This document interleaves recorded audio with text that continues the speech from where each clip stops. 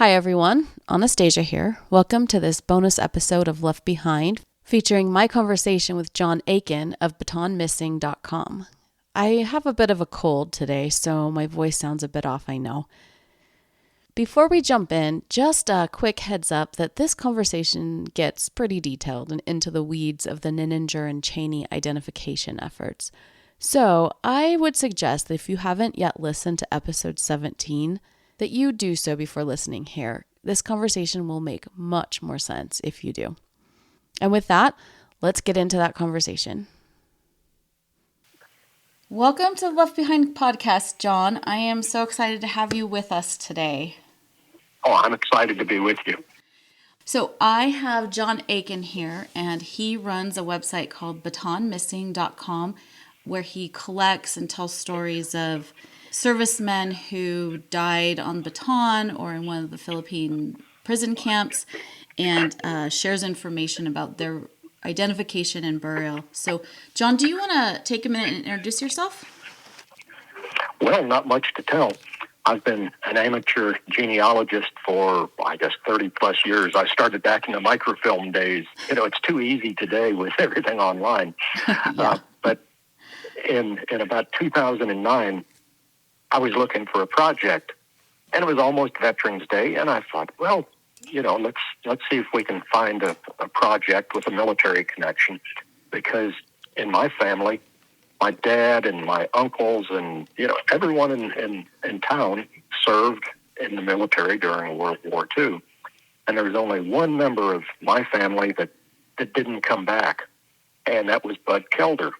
And I really didn't know much about Bud or about his life, and I thought he would be the logical subject, for my research. The only thing that I knew about him was that when I was about 15, I accompanied my grandfather to visit his sister, my great aunt, and while I was there, I was looking at the pictures on her wall, and I asked about the little boy, and she just choked up and couldn't talk, and my grandfather said, that's Bud. And so I didn't ask anymore, and when I got home, I asked my mother, who's Bud Kelder? And she told me the story about the Bataan Death March and how Bud had never come home, and it had always been just a terrible family tragedy because they didn't know what had happened to him. He just disappeared during the Bataan Death March. That's all I knew. So I started researching him, and I got his individual deceased personnel file, IDPF, and it was so obvious what happened to him. He had died in a POW camp, and the military had totally botched identifying his remains, and so they just buried him as an unknown. And that's where it all started for me. And so the military didn't tell the family more than he's missing in action, or as far as you know? They told him they told the family that his remains were non-recoverable. That was their term, non-recoverable. And everyone thought, well, that meant that they didn't have any remains to return. It turned out that they did have remains to return. They just couldn't sort out exactly which were his remains, and so they buried them all as unknowns. The reason that they couldn't identify him was because they didn't have dental records. And they didn't have dental records because they didn't ask the family for dental records. They only used military dental records. But of course, Bud, being a young private, he'd been in less than a year, and he'd probably never had military dental work done. They didn't have any dental records. They didn't ask. So it's easier to just bury him as an unknown. That's awful.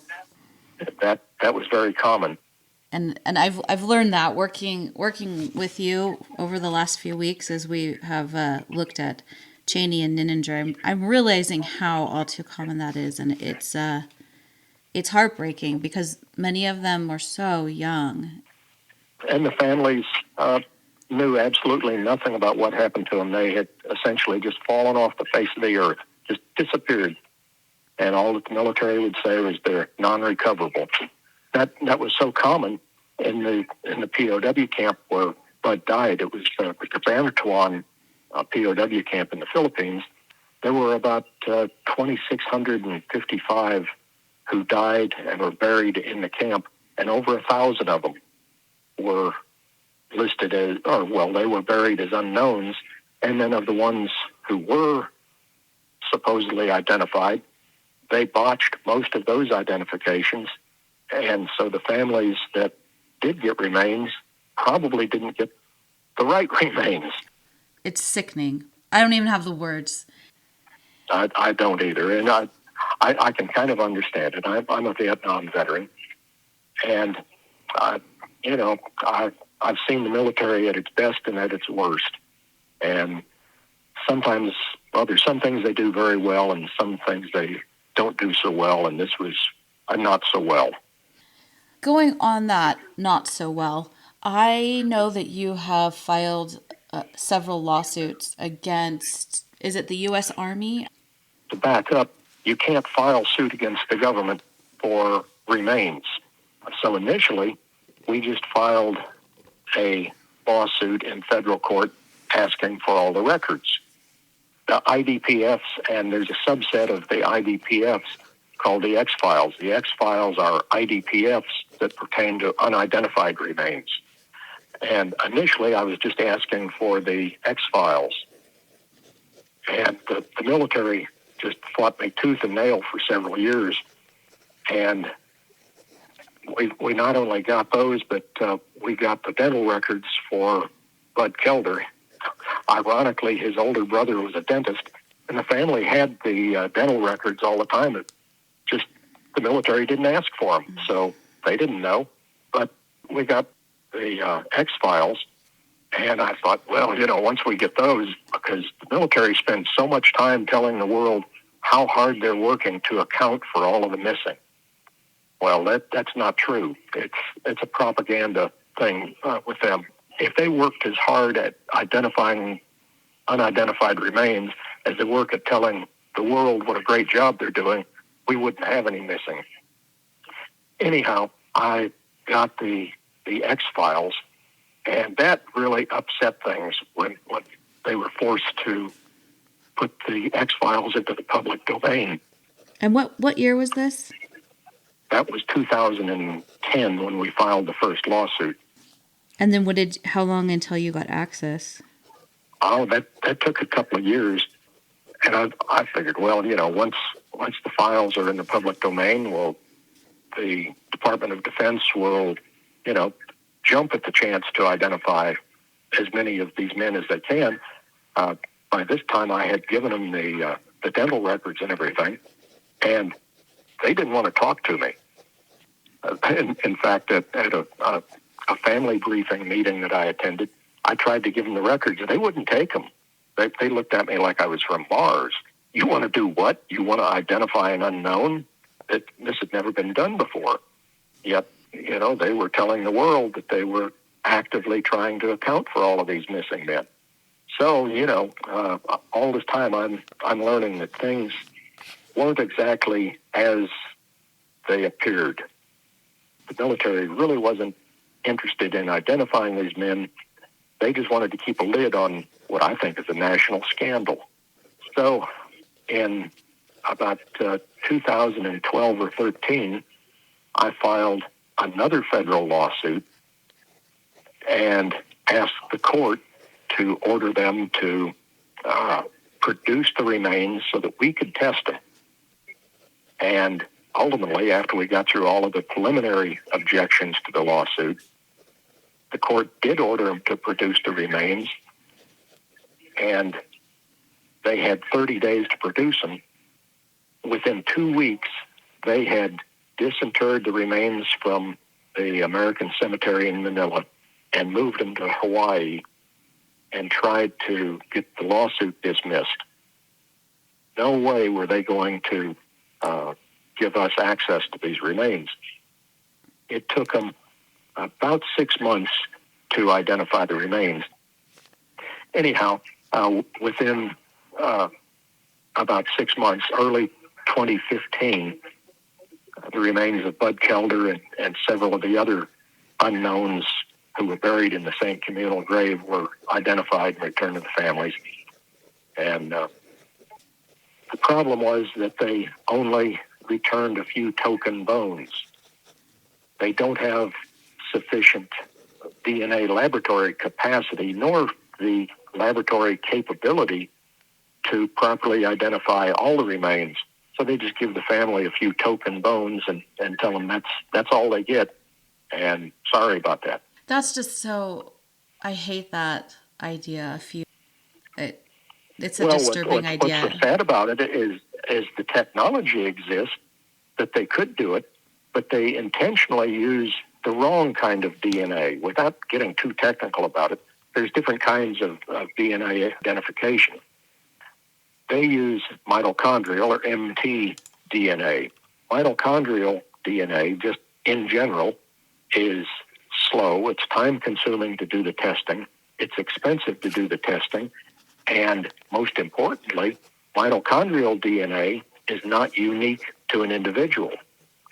In some ethnic groups, you might find as much as 7% of the population that share the same mitochondrial DNA. So when they do a mitochondrial DNA identification, they first have to do a conventional identification based on location and dental work and, whatever evidence they have.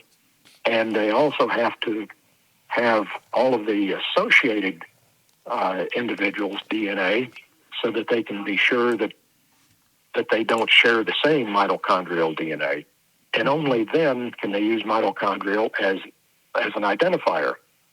By comparison, using nuclear or autosomal DNA, it's comparatively inexpensive and it's quick. We've gotten DNA identifications using nuke within 5 days.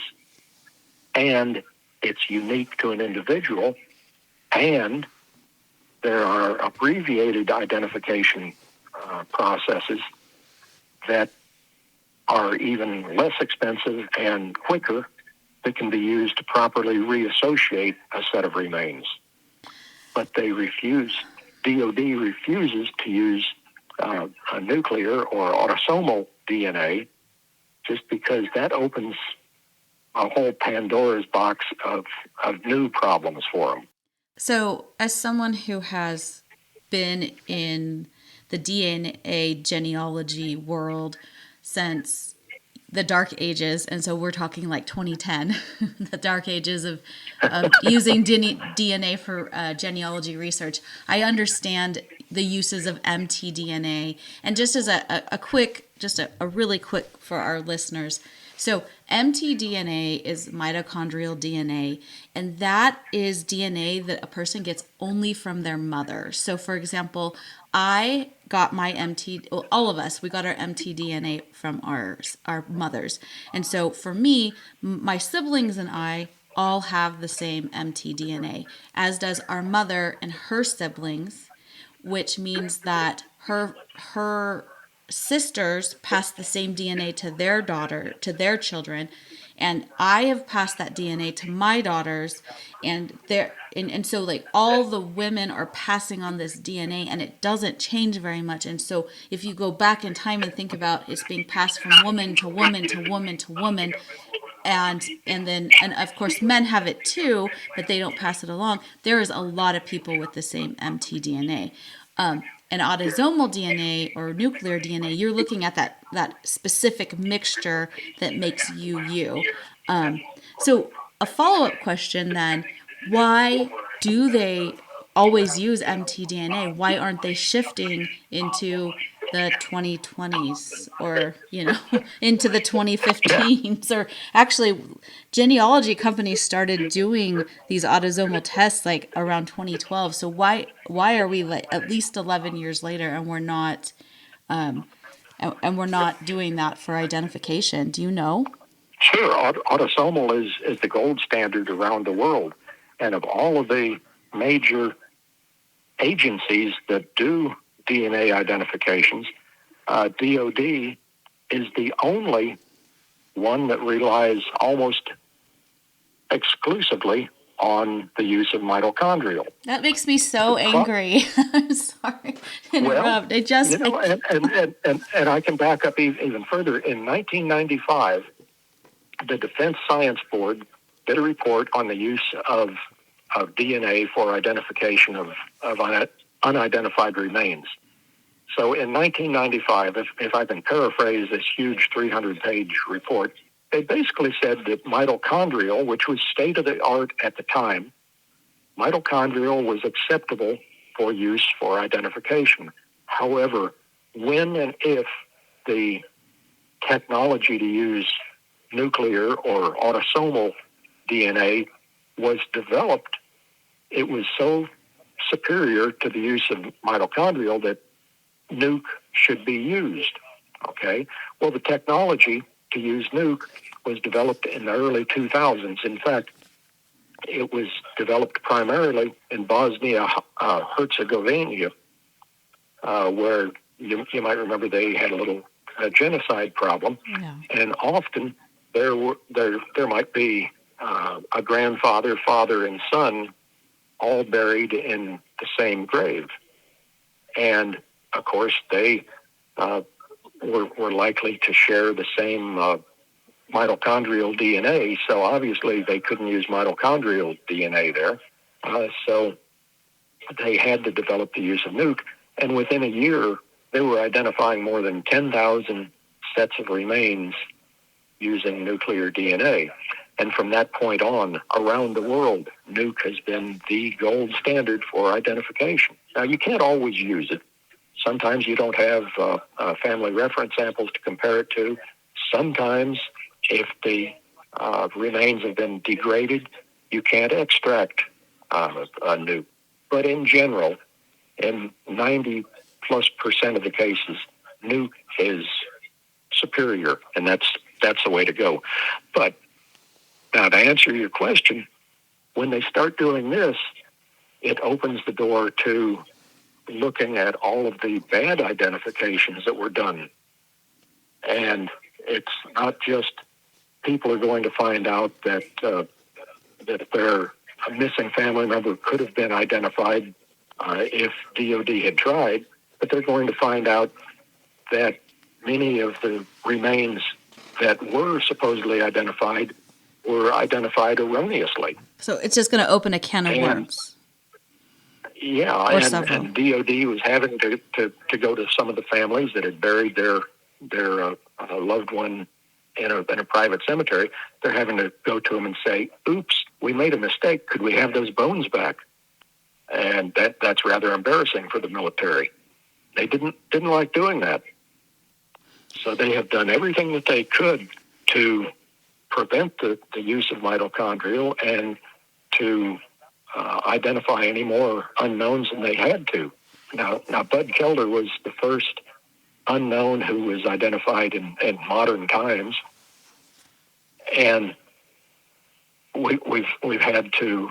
Well, originally they didn't have any standard for disinterment of unidentified remains. They had what they called the Slocum Memo, and an Assistant Secretary of Defense had issued this memorandum saying that if it was likely that they could be identified, then they should be disinterred and examined and tested. But after the first success with Bud Kelder, they tightened those regulations, and they continue to tighten those regulations every time we advance the process just a little bit. They revise the regulation, and I think we're up to about the fifth or sixth revision to their regulations on the standards that have to be met. For instance, now if you go to the Department of Defense and say, "I think that we can identify X123 as my missing family member," they say, "Okay, but you have to also obtain DNA from 60%, at least 60% of the associated remains." In other words, if there were 10 men that died in a POW camp one day and they were all buried in one communal grave, you have to find a family reference sample for at least 6 of those 10. before we'll even consider your case. And then it takes years before they do the disinterment. And then after they disinter the remains, because remember what I said about inadequate laboratory capacity and inadequate laboratory capability? Yeah. We know of cases that have been sitting in the lab for more than 5 years without being identified. They just don't put any priority to it.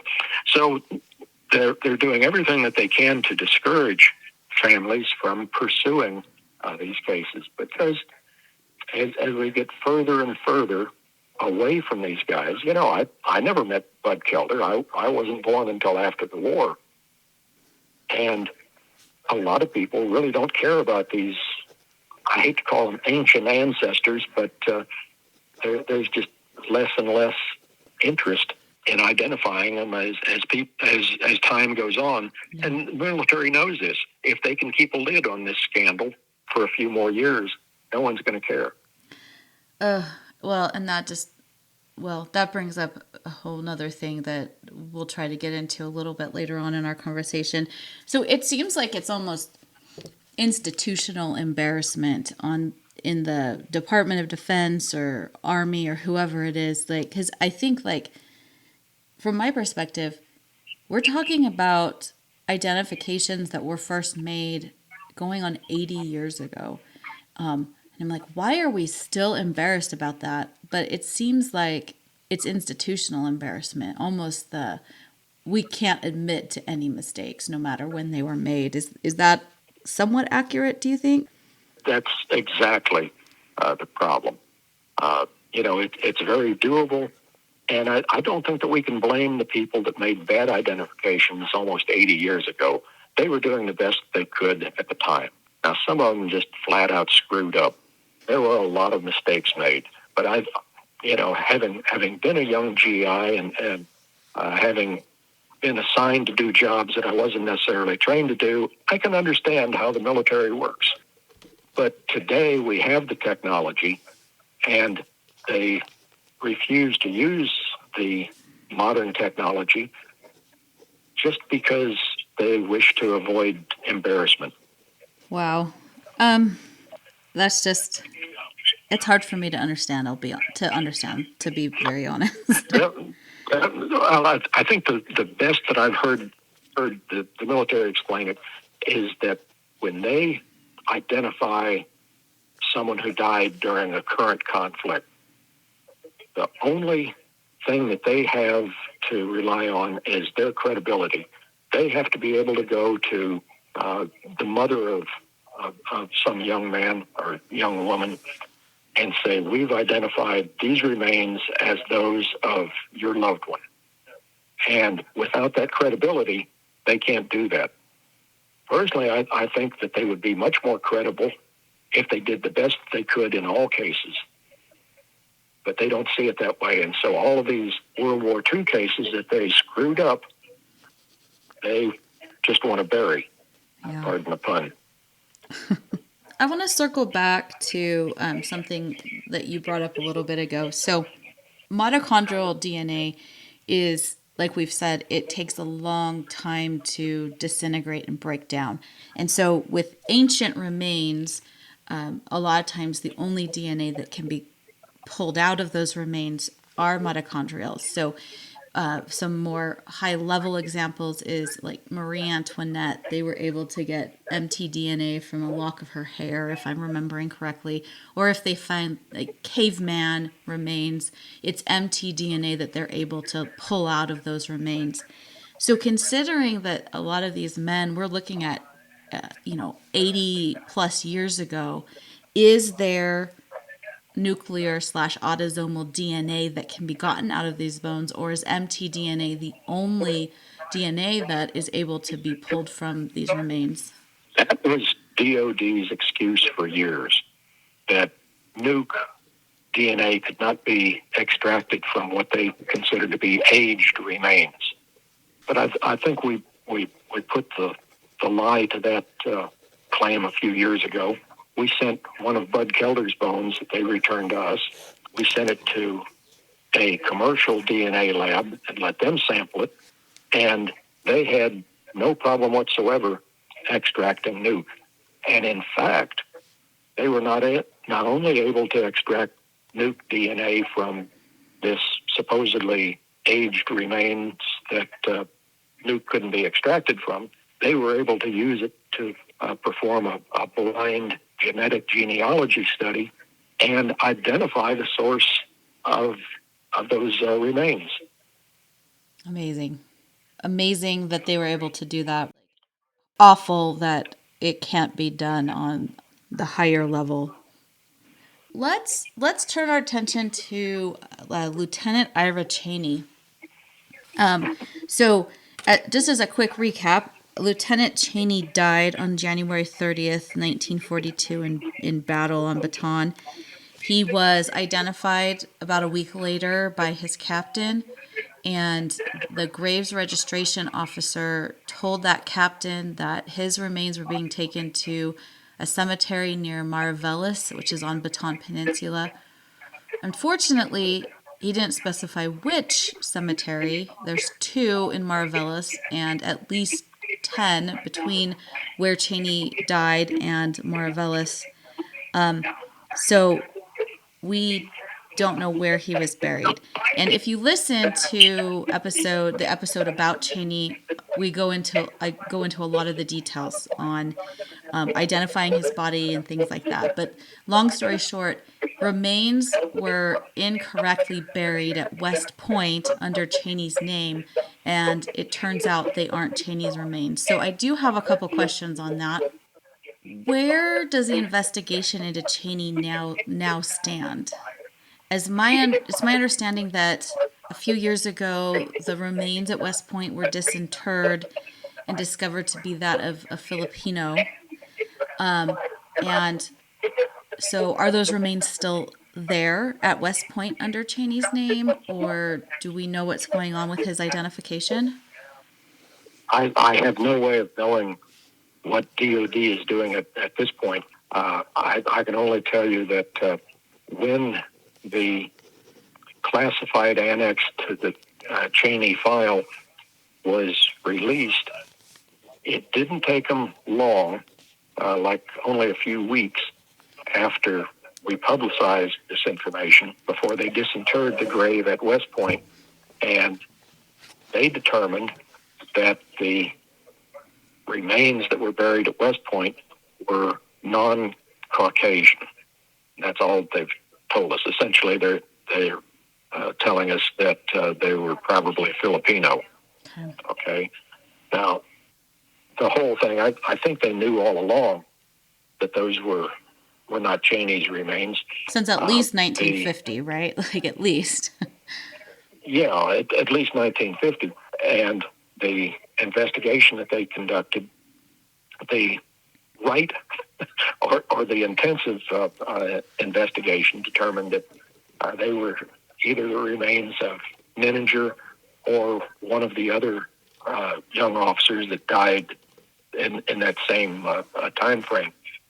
What had happened is Nininger's commanding officer, Colonel Clark, was relieved of his command about the same time as Nininger was killed.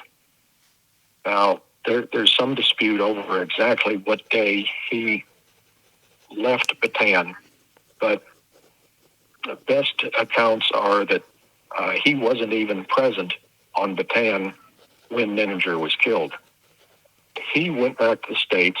He avoided the death march and the prison camps and went back to the States after being relieved of his command, and probably in an effort to rehabilitate his reputation, he went around to the families of several of the young officers that died under his command and told them supposedly the facts of their deaths.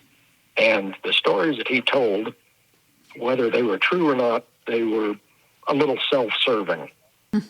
And the families took the information that they got from Colonel Clark, and they went to their congressional representatives, one of whom was actually Richard Nixon, who was very prominent at the time. And these congressional representatives went to the Department of Defense and demanded that these remains be returned to the family. So in Cheaney's case, the Department of Defense went to the town of Abaca on Bataan, where Nininger had died, but not where Cheaney had died. They went to Abaca, they got a set of unidentified remains and said, "This is Ira Cheaney," and they shipped those remains to the States with, no examination, no evidence as to who they actually were, but they shipped those remains to West Point and had them buried there. They weren't even trying. They just said, "Okay, let's get these people off our backs. Let's give them some remains and call it good." And I hate to say this, but I think it might not be far off from the truth. Cheaney wasn't as important as Nininger when it came to identification. And that's so sad. Yes, it is. It is sad. But you have to understand that this was just over a month after Pearl Harbor. And the national morale was pretty low. And the American military had suffered a number of defeats. We lost all of these troops on Bataan. The Pacific Fleet had been sunk at Pearl Harbor, and things were looking pretty dark.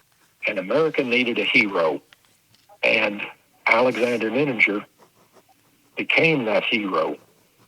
And so, not to take anything away from his actual heroism, but he was, I don't know how to put it, he became an even bigger hero than most Medal of Honor winners or recipients, just because, they needed to boost the national morale.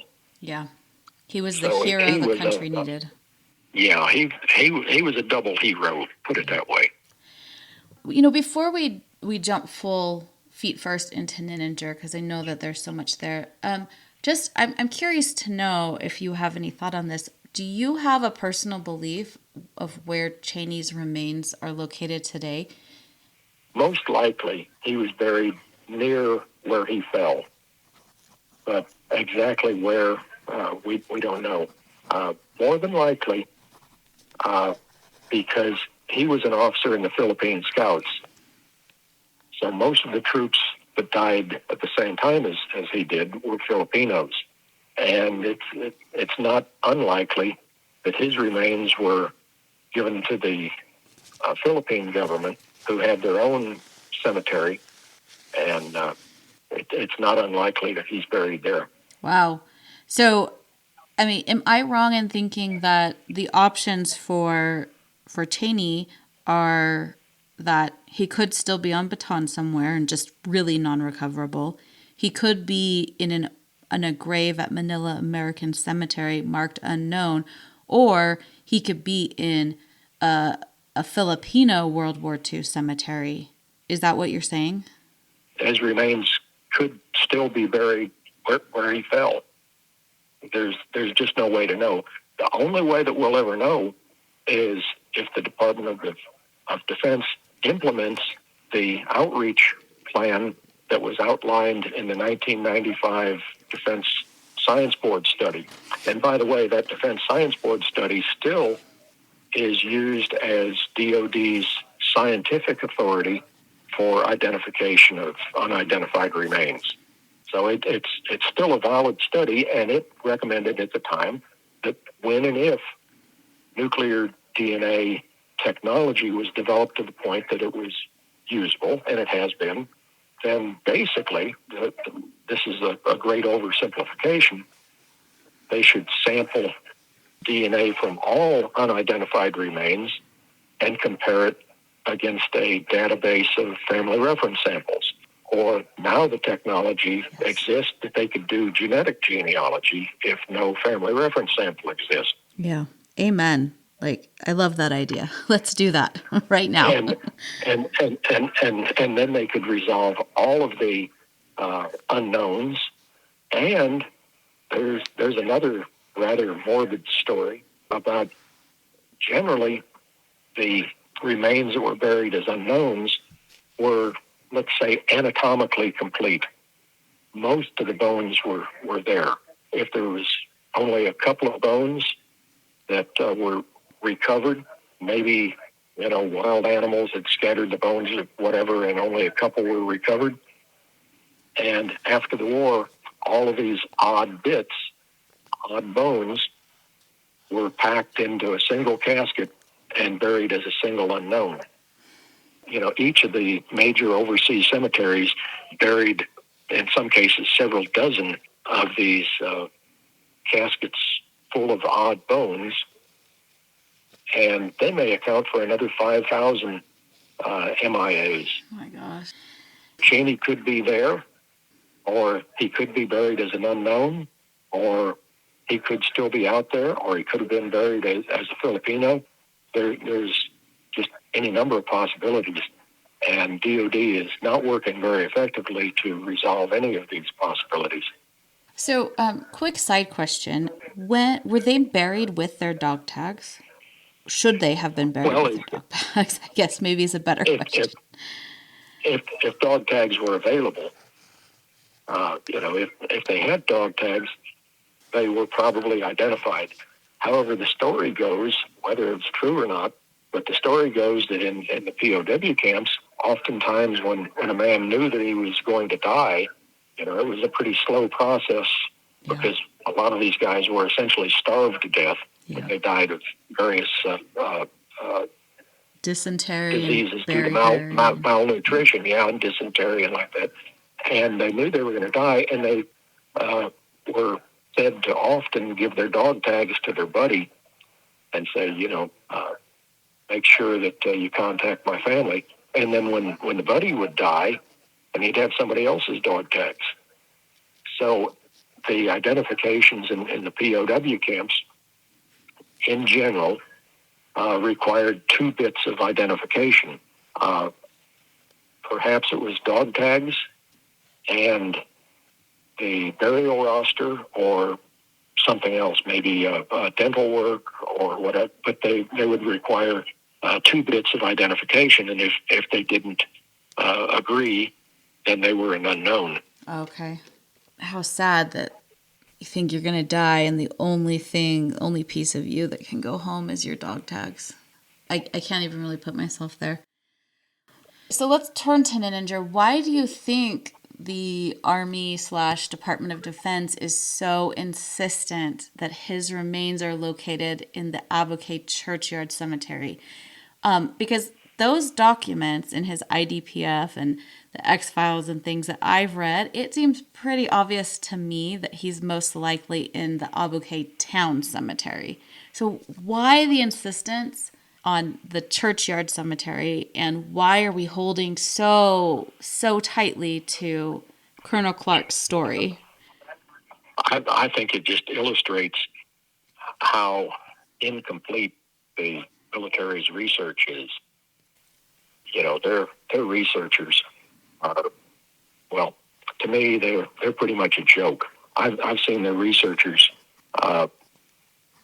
do sworn statements that contradicted each other, either because they're not aware of the facts, or they're trying to please their bosses, or maybe they just didn't have all of the research material.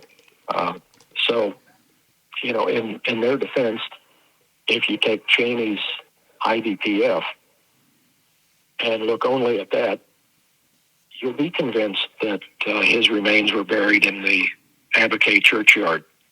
But when you get the Cheaney file and the declassified annex to the Cheaney file, which actually it was a declassified annex to the Nininger file as well, but it was filed under Nininger because they didn't make a lot of copies. Just on the surface, you'll be convinced that he's buried in the churchyard rather than the town cemetery.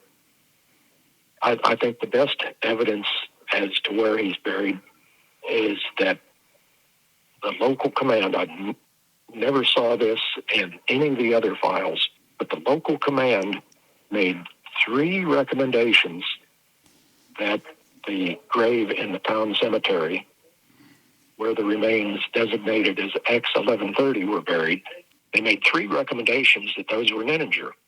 Okay, I've never seen any file that contained a recommendation, more than one recommendation for anyone. But in this case, there were 3 recommendations by the local command that X1130 was Nininger.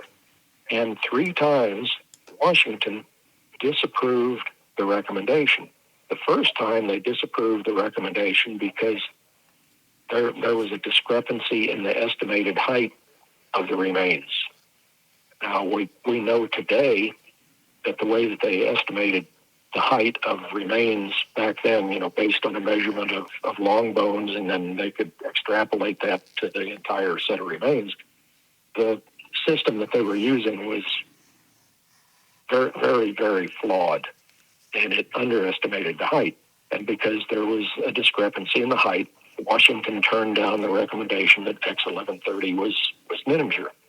By the next time, they sent the file back to the local command. The local command again recommended X1130 be identified as Nininger. By this time, Colonel Clark's story had made its way through Congress to the Pentagon, and someone in the Pentagon decided that this was too hot of a case for them. They didn't want to touch it, so they just sent it back to the local command and said, no, we're not going to accept your recommendation. The local command a third time sent it forward, recommended that these remains be accepted as Nininger. Washington turned them down a third time. So finally the local command said, well, to heck with it, and gave up. 3 times, and that's the only case I've ever seen where there was more than one recommendation for identification. So they were pretty convinced that X1130 was Nininger. If X1130 wasn't Nininger, there were 4 other sets of unidentified remains there, and they should have examined those, but they didn't. They refused. Yeah, that it's a mess. So Colonel Clark, in 1950, when he was being interviewed by, I believe his name was Captain Vogel with the Memorial Division, when Vogel said, well, basically we've dug up the entire Aboukay churchyard and Nininger has not been found. And Colonel Clark suggested, well, perhaps the Japanese dug up Nininger's remains and moved them or destroyed them because they were upset with him for killing Japanese soldiers. What is your take on that theory? I've heard several people say similar things, that the Japanese destroyed graves and things like that. I've never seen any documented evidence that it actually happened. There was no reason for it. Who wants to go around digging up graves? They're generally rather unpleasant. Let's put it that way. Yeah. So maybe knock down a marker or something, but not digging up graves. Nobody wants. Yeah, it's a very unpleasant smell, if nothing else. Yeah. And so you haven't seen no documentation or evidence that shows or suggests that Japanese were going around digging up graves? No, none whatsoever. Okay. Let's turn to Nininger's, the DNA testing. The DOD finally agreed to do DNA testing on those unknown X1130 remains, which had been reinterred at Manila American Cemetery. And so they did DNA testing to see if it was a match for Nininger. And they wrote an email back to John Patterson saying there was no match. Is there any other documentation that has been received that you know of? That's all that I'm aware of. Okay. And do you know what kind of DNA testing? Is it mtDNA testing that they did? Do you know? I don't know any of the details.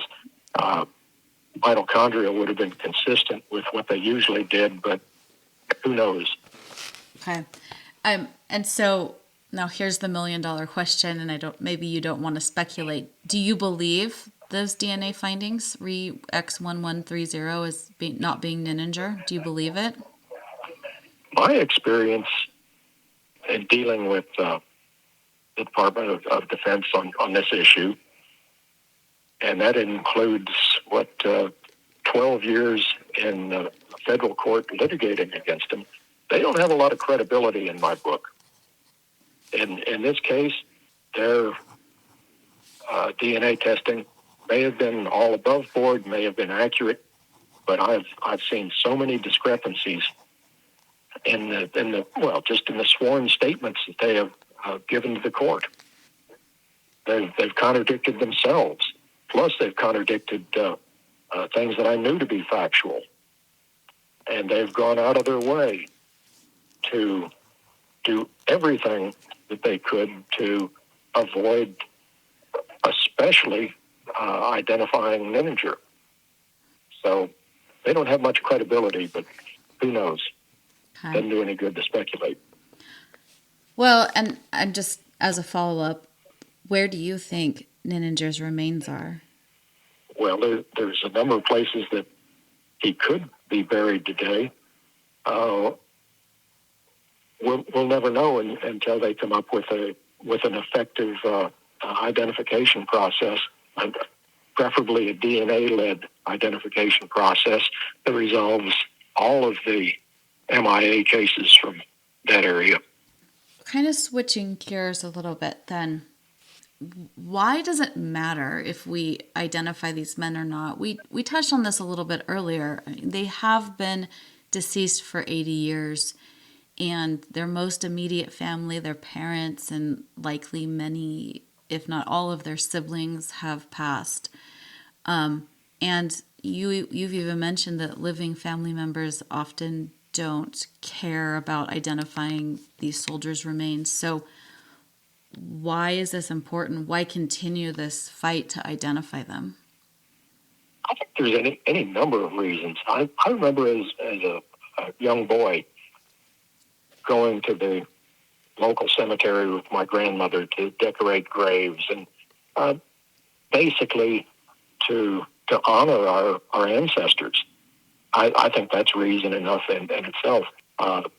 Perhaps on a more practical level, what does it tell some young trooper that's just enlisted in the Army? What does it tell him? You know, we've asked this guy to write a blank check for everything up to his hide, and we're not honoring the blank check. You know, let me back up. When someone enlists in the Army, they figure that at the very least, their remains are going to be returned to their family for burial. That's the way all of the casualties from Afghanistan and the Middle East and, you know, even Korea. The military goes to great lengths to return their remains. And yet, if some young trooper sees how they have handled these World War II unidentified remains, there's no reason that he's going to think that his remains are going to be returned to his mother for burial. And let me tell you, you know, as a Vietnam veteran, I don't know how many times I heard other guys, and I certainly felt this way.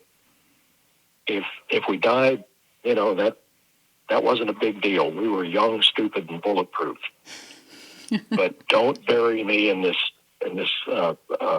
red dirt over here. We all wanted to go home, one way or another. To us, Vietnam was the worst place that we could be, and we didn't want to be there for all eternity. So I don't know.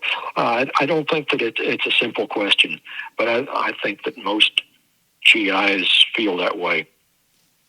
Everyone deserves, if nothing else, they deserve to have their own name on their headstone, not just "Here lies in honored glory a comrade known but to God." That's not adequate. If a guy wants to be buried overseas, that's fine, but at least give him his name back. Amen. That was really powerful, John. I'm a little teared up, to be honest. Well, I don't often say very much that's profound, but it's something I feel strongly about. No, I do too. Is there anything else that you want to share with us? Oh, I